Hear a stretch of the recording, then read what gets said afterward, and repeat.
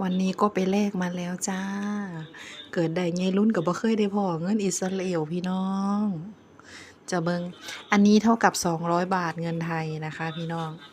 อันนี้200 บาทเงินไทย อันนี้50นี่ก็คือซ้ำ500 บาทเงินไทย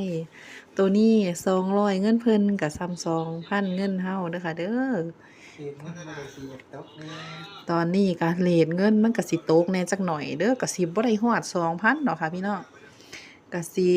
ราวๆ 1,800 คันเฮาไปแลกเพิ่นอันมื้อนี้ไปแลกเงินเบิดได้เงินมา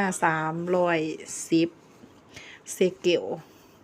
เป็นเงิน3,348 บาทแต่ก็เลยถามเพิ่นกลับไปว่าถ้าเกิดเป็นเงินไทยเอามาแลกคืนได้จักบาทเพิ่นว่าได้2,000 2,700แหมคือได้น้อย คือเป็นทรงสีได้น้อยแท้เนาะเราว่าผัดไปแลกเพิ่นผัดตั้ง3,348บัดแลกคืนบัดได้2,700พี่น้องอันนี้ก็เป็นเงินอิสราเอลเด้อค่ะเด้อตอนนี้กำลังไปจัดเตรียมอุปกรณ์หาแลกเงินไว้เพื่อสิบ่ลำบากในการขึ้นเครื่องไปเนาะค่ะเนาะก็เลยจัดเตรียมการแลกเงินของประเทศเพิ่นไว้เด้อค่ะเด้อประมาณนี้อันนี้แบ่งก็สิใช้ง่ายจักหน่อยมีฮอดแบ่งเศร้า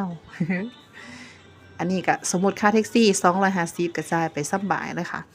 ซื้อน้ำกิน20 บาทประมาณนี้ค่ะอัปเดตสถานการณ์ให้ฟังค่ะขอบคุณค่ะ